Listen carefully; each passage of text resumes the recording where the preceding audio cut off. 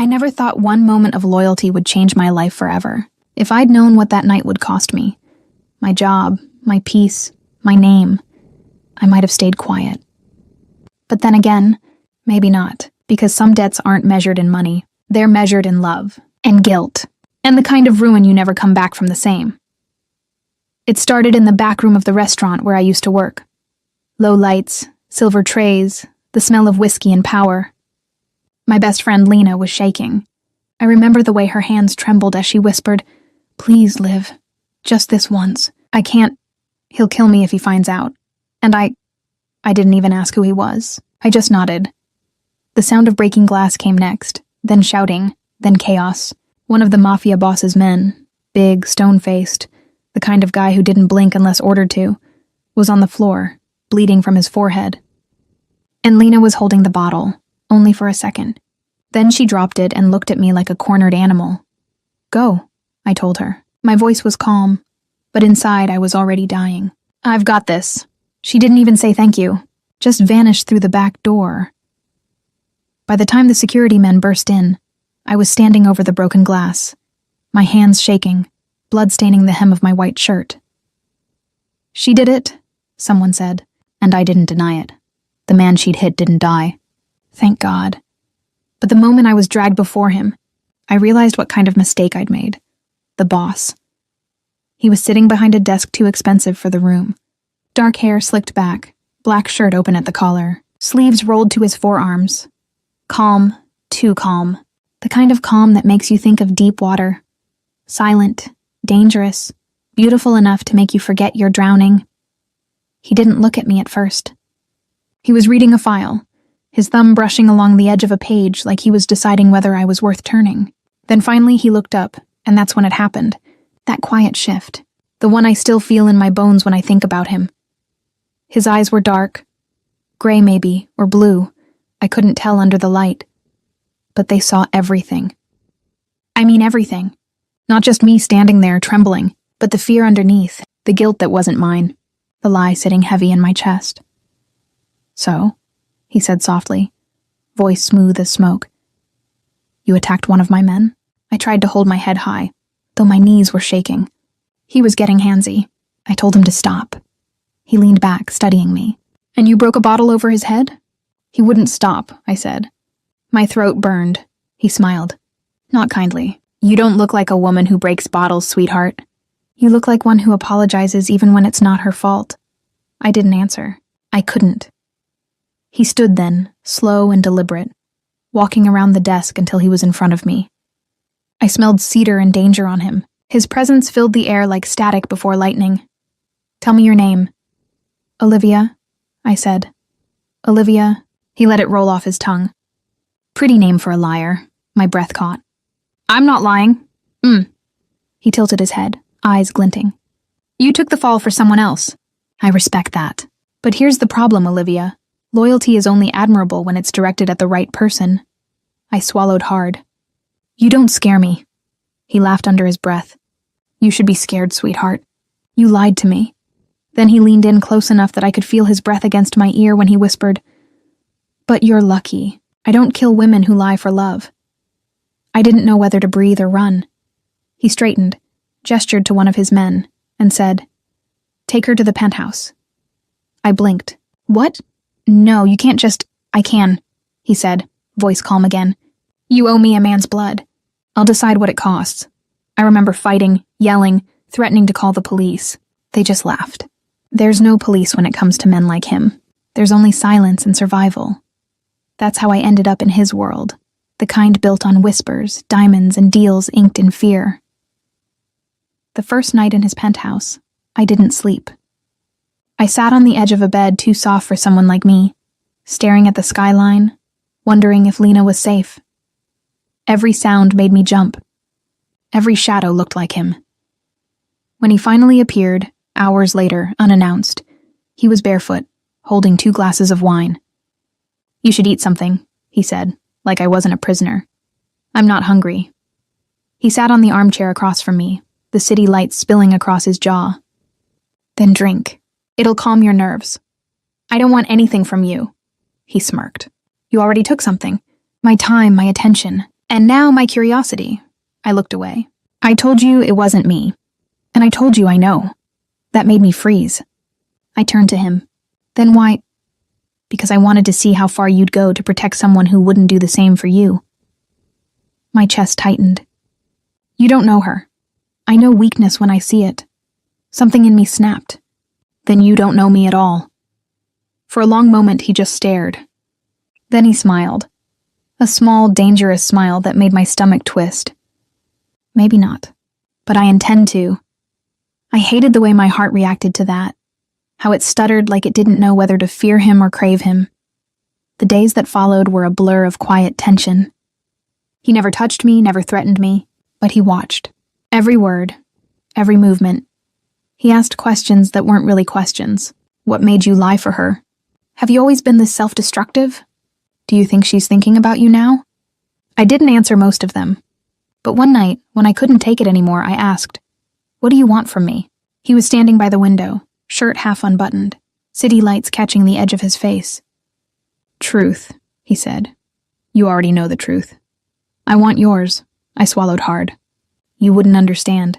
Try me." So I did. I told him about Lena. How she'd covered for me once when my mom was dying. How I owed her everything. How, when I saw her terrified, I didn't think twice. When I finished, he was quiet for a long time. Then he said softly, "You're loyal. That's rare. Dangerous even. Why dangerous? Because loyalty like that can get you killed." I laughed, bitter and small. "Then maybe I deserve whatever happens." He turned, eyes sharp. "Don't ever say that again."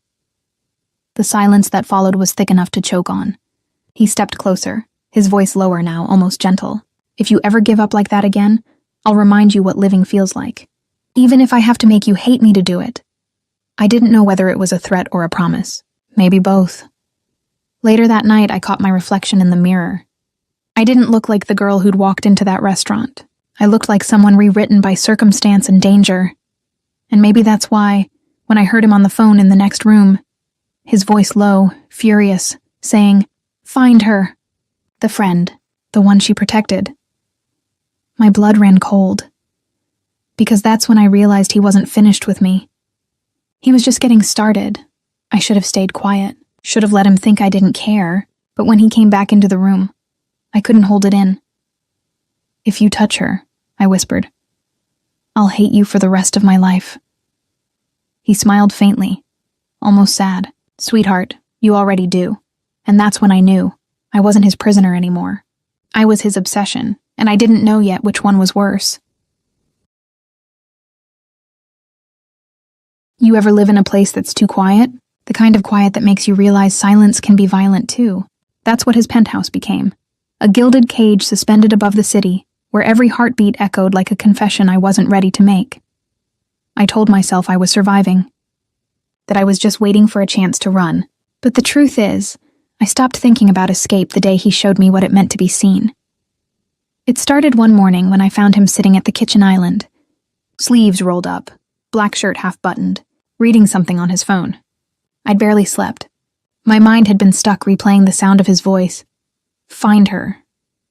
The friend. I froze in the doorway. He looked up like he'd felt me watching. "Morning," he said. His tone was casual, but his eyes weren't.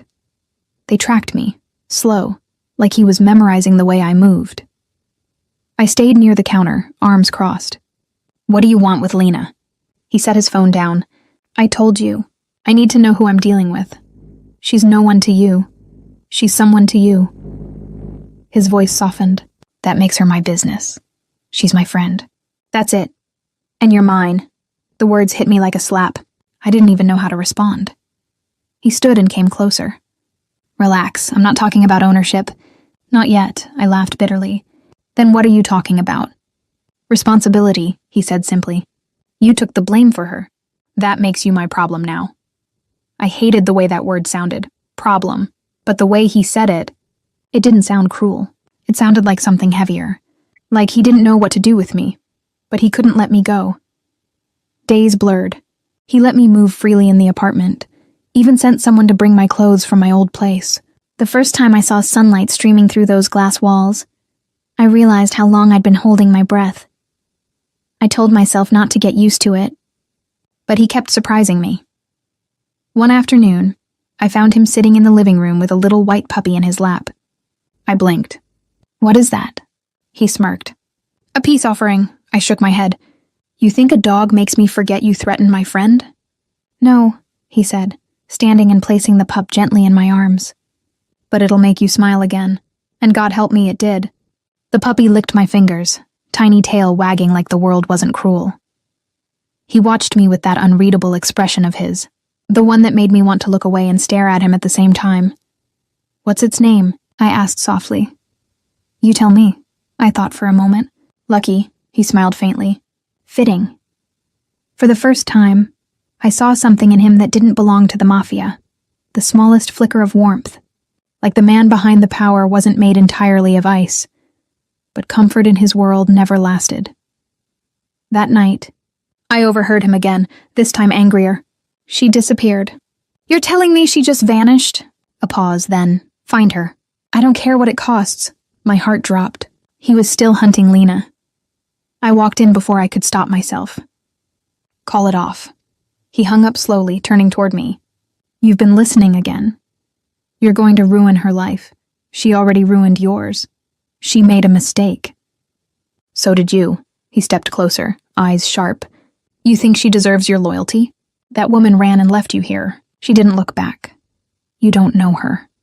"I know betrayal," he said quietly. "And I know what it does to people." I swallowed, my anger cracking under the weight of his tone. "Who betrayed you?" His jaw tightened. "You don't want to know, but I did. I wanted to understand why a man with everything looked like he'd lost the one thing that mattered." He started to walk past me, but I caught his sleeve. "Tell me," he stopped. For a long moment he said nothing. "Then, my brother," he murmured. "He sold me out. To the cops. To our enemies. You name it. I lost men. Family. Blood." He looked at me, something raw and human flickering behind his eyes. "After that, I stopped believing in loyalty. Until you." My throat tightened. "That's not fair." "Neither is life." And then he did something that changed everything. He reached out, brushed a tear off my cheek with his thumb, and whispered, "But maybe you were right to lie for her. Maybe you reminded me what it's like to believe in someone again." I didn't breathe, didn't move, because his touch felt like danger and safety tangled together, and I didn't know which one I wanted more. From then on, we were something fragile and volatile, like glass, ready to shatter at the wrong word. He started having me join him for dinner. I told myself it was strategy, keep him calm, keep Lena safe, but I caught myself laughing at his dry humor, noticing the way his shirt clung to his chest, the way he always poured my wine before his. One night he said, "You're getting too comfortable here." "Maybe I just stopped being scared of you." He smiled. "That's when you should be scared the most." His voice was teasing, but his eyes weren't. He moved closer, so close I could see the faint scar near his temple. "Tell me, Olivia," he murmured. "If I let you walk out that door tonight, would you?" I wanted to say yes, but I didn't. I couldn't. "See?" he whispered. "You already know you belong here." I hated how true it felt. A few days later, everything imploded.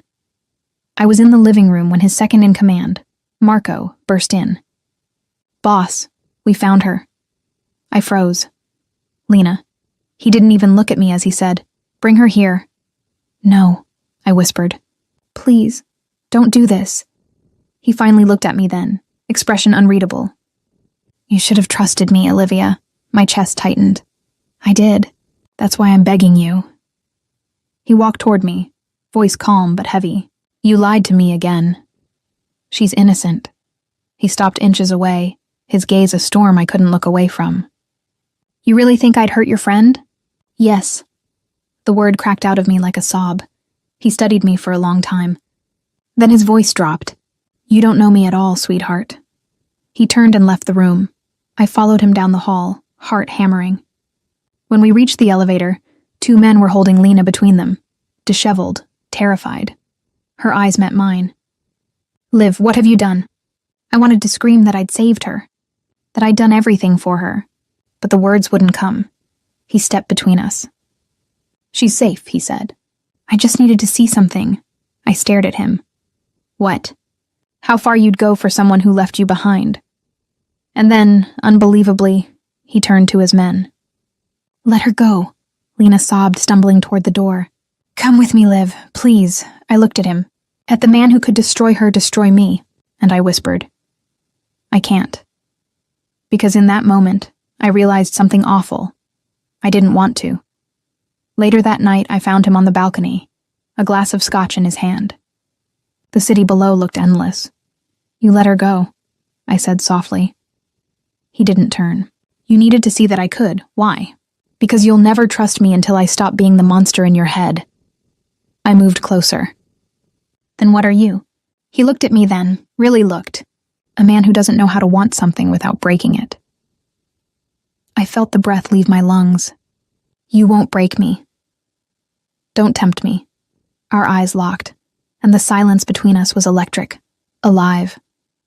He set his drink down and reached for me, slow enough that I could have stepped away. But I didn't. When his lips touched mine, it wasn't gentle. It was desperate, angry, like he was trying to taste the lie and the truth at once. And I let him, because for the first time since that night in the restaurant, I wasn't scared of him. I was scared of myself. The next morning, he was gone. No note, no warning. Marco appeared instead, eyes grim. He had business. What kind of business? The kind that gets people killed. I felt the floor tilt beneath me. Where is he? Marco hesitated. He said if anything happens to him, you'll know what to do. What does that mean? He didn't answer. And that's when I realized, whatever this thing was between us, it wasn't over. It was just beginning, and I wasn't sure I could survive what came next. You ever notice how silence sounds different after loss? It used to terrify me. Now it just feels honest. Like the world finally stopped pretending everything was okay. He'd been gone for 3 days when I stopped waiting for his footsteps. 3 days since Marco showed up at my door, said he had business and disappeared again. No calls. No messages. No hint of where he went. The penthouse felt hollow without him. His glass still on the counter, his cologne still caught in the fabric of the sofa. I found one of his shirts draped over the back of a chair. The black one he wore the night he first kissed me. I held it against my chest and told myself it was just to feel less alone. But the truth? I missed him. God help me. I missed him like he was oxygen and I'd forgotten how to breathe. On the 5th day, Marco returned. His face was grim, his jacket blood-stained. I stood frozen. Where is he? He didn't answer right away. That silence nearly killed me. Finally, he said, he's alive, barely. The world stopped spinning. Take me to him. Olivia. Now. He sighed, then nodded once. The car ride was endless. The air smelled of smoke and iron. When we finally stopped, it wasn't at a hospital. It was an old warehouse, hidden behind rusted gates and concrete walls. The kind of place where people disappeared quietly. I ran inside. He was lying on a cot, shirtless, bandaged, his skin pale under the harsh light. The sight of him hit me like a blade. He looked human, breakable, mortal. Marco hovered near the door. He took a bullet for one of his men, got caught in the crossfire. I dropped to my knees beside him, my fingers trembling as I touched his hand. It was cold. You idiot, I whispered. You're supposed to be untouchable. His lips twitched. Guess I wanted to surprise you. Tears blurred my vision. You scared me.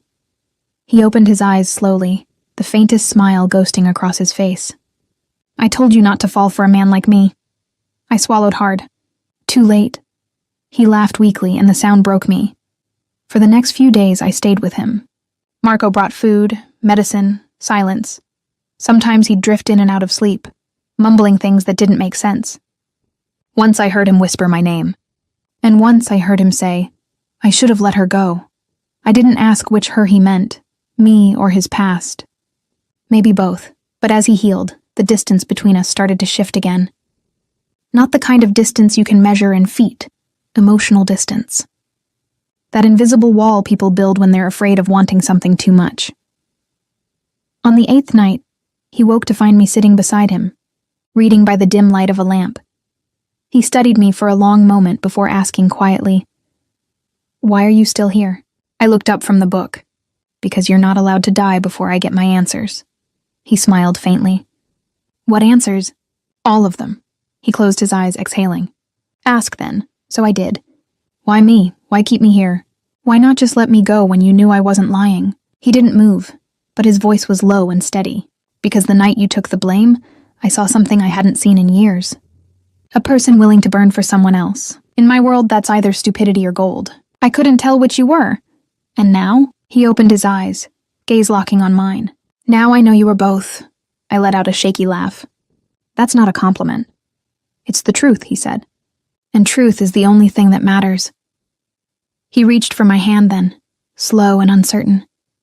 You think I own you, Olivia? I hesitated. Didn't you? His fingers brushed mine. I never owned you. I was trying to convince myself I could, because if I didn't, I'd have to admit you were the one thing I couldn't control. My heart stuttered. And now? Now I want you free, but I don't know if I can live without you being near. That broke me, because freedom suddenly felt heavier than chains. He recovered slowly after that.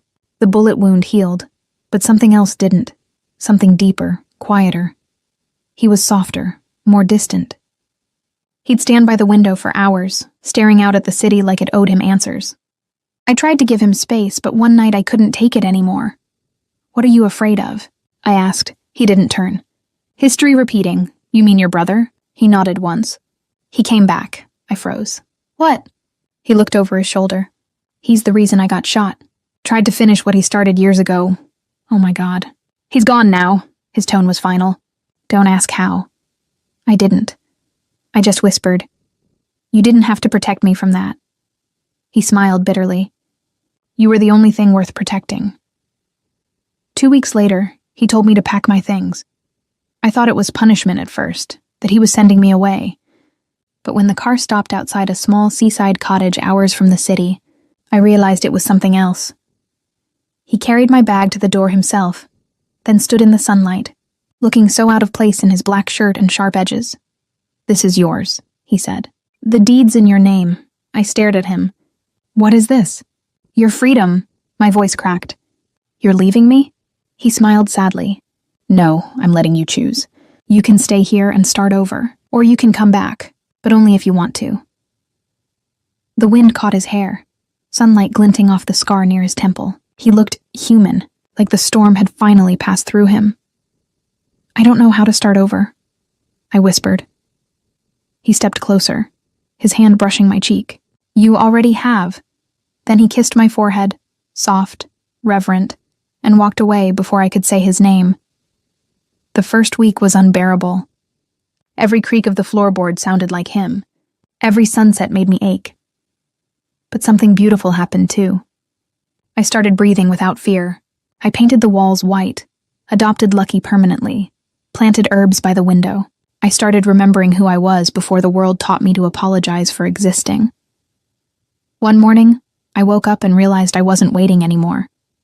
I was living. It felt peaceful. Until the night the knock came.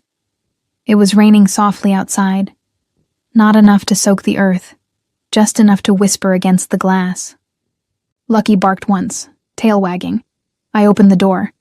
He was standing there, bruised, thinner, wearing the same black shirt. His eyes were different, though. Tired, softer. Hey, he said quietly. I couldn't speak. I just stared. He ran a hand through his hair. Didn't think you'd open the door? I almost didn't. He nodded. Fair. We stood there in silence for a long moment, the sea wind between us. Then I said, Why are you here? He looked down, then back up. Because I finally did it. I ended it all. The business, the debts, the people who owned me. It's over, I blinked. What does that mean? It means I'm a free man. For the first time in my life, he took a breath, and I came to see if the woman who taught me loyalty could ever forgive me for making her my prisoner. My throat tightened. You were never my captor, he frowned. Olivia, you were my mirror, I said. You showed me everything I didn't want to face. My fear, my guilt, my need to save people who didn't ask to be saved. Tears filled his eyes. You make it sound like a confession. It is. He stepped forward, voice breaking. I don't deserve you. Maybe not, I whispered. But you earned peace, and that's enough. We didn't fall into each other's arms like a movie.